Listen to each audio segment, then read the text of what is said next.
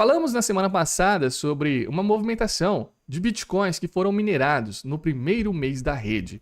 Quem estava no primeiro mês da rede do Bitcoin? Quem estava em janeiro e fevereiro de 2009 ligando o seu computador à rede, né? Não existiam essas máquinas potentes que mineram Bitcoin. Você ligava o seu computador e com o processamento do seu computador já era possível você organizar as transações de um bloco e você conseguia minerar Bitcoin. Tanto era a falta de uso da rede, né? Então qualquer poder computacional já era suficiente para você validar um bloco. Early Adopter, primeiro mês de Bitcoin vendendo Bitcoin, e muitas teorias começaram a surgir. Entretanto, agora novas carteiras começam a ser movimentadas, carteiras dessa mesma época. Early Adopter do Bitcoin move 420 milhões e levanta teorias de conspiração, né? Então movimentou 80 milhões de dólares. Então olha só a história.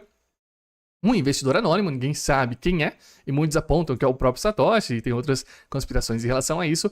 O cara movimentou aqui 80 milhões de dólares de moedas que estavam paradas por 10 anos. Mas como assim 10 anos? 2024 menos 10 anos, 2014. Só que você está falando que a moeda é de 2009? Sim, então de 2009 a 2014 ele movimentou essas carteiras, né? Saiu de uma foi para outra. E desde 2014 essas carteiras estavam dormentes. Então é o mesmo minerador. O minerador lá de 2009 agora movimenta essas moedinhas, né? E a Arca Intelligence fez um levantamento disso e descobriu que esses bitcoins foram de fato minerados entre fevereiro e março de 2009. Então já vimos bitcoins de janeiro sendo movimentados, de fevereiro e também de março de 2009. Tudo agora. O que será que está acontecendo que essas grandes baleias, né, esses grandes OGs do Bitcoin estão movimentando essas carteiras? Isso levanta uma pulga atrás da orelha que já vamos falar. Na semana passada, outras 5 carteiras no primeiro mês do Bitcoin se tornaram ativas pela primeira vez em quase 16 anos. Embora difícil fazer uma ligação entre os casos, é possível que ambas as movimentações tenham sido feitas pela mesma pessoa. Então, nesse primeiro caso aqui, aquelas 5 carteiras que foram movimentadas, eu fiz um vídeo sobre isso, vou deixar no card aqui para vocês depois, um vídeo bem interessante, movimentou 5 transações, movimentaram, né, 5 endereços, parece que ser da mesma pessoa. Agora, uma outra pessoa movimentando aqui Bitcoinzinho.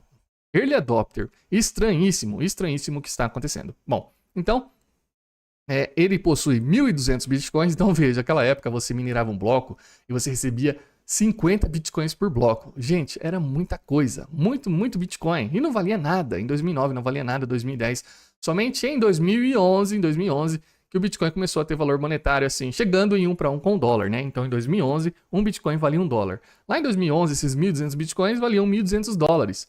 Agora, isso aqui vale 420 milhões de reais, 80 milhões de dólares. Então, você minerava com o seu computador ligado ali 15, 20 minutinhos sem fazer muito esforço, gastando uma pequena quantidade de energia, e você ficava milionário sem saber.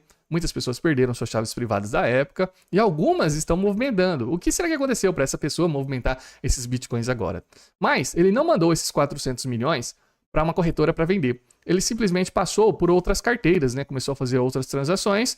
Talvez no sentido de colocar mais segurança em suas carteiras, uma vez que agora nós temos SegWit, Taproot, temos outras carteiras muito mais fortes do que as primeiras inventadas na rede. Nem tinha o BIP39, ou seja, não existiam nem hardware wallets naquela época, ficava dentro de um arquivo em seu computador. Será que ele está movimentando para a segurança, como aquela transação da semana passada que comentamos? Aparentemente é isso.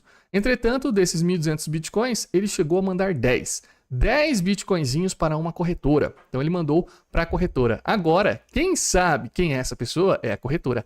A Kraken sabe quem é esse rapaz. E quem será esse rapaz, né? Então tem algumas teorias aqui.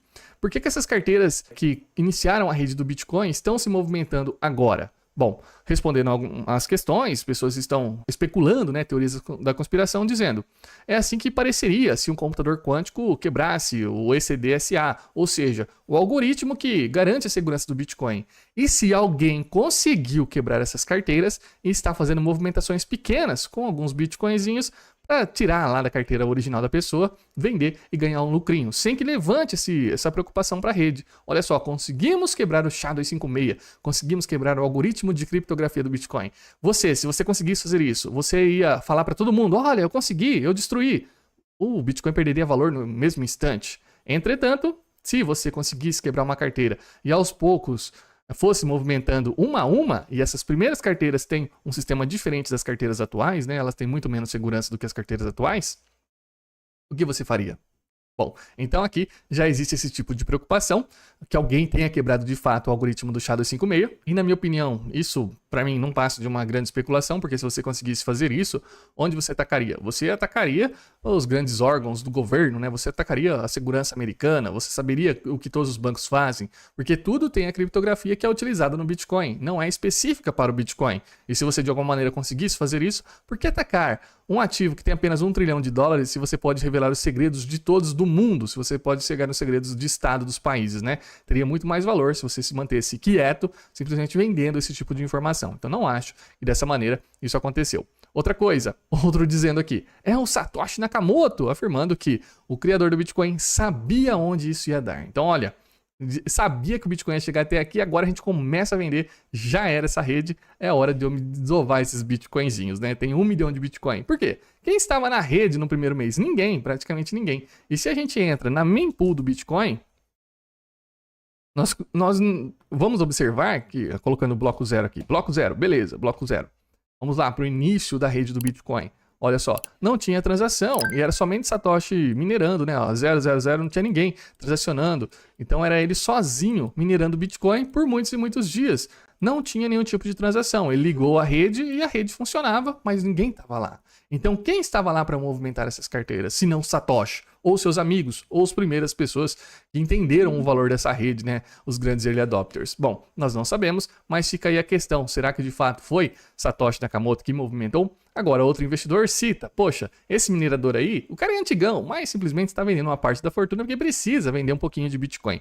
Entretanto, a resposta para tudo isso vai se encontrar na Kraken. A Kraken é a única corretora, é a única empresa, né, que vai saber quem é esse lendário minerador e investidor, porque o cara fez um KYC lá na Kraken e ele mandou os bitcoinzinhos. Vamos lá mandar um e-mail para a Kraken para que eles divulguem o nome dessa pessoa, né? Deixa um like nessa querida notícia.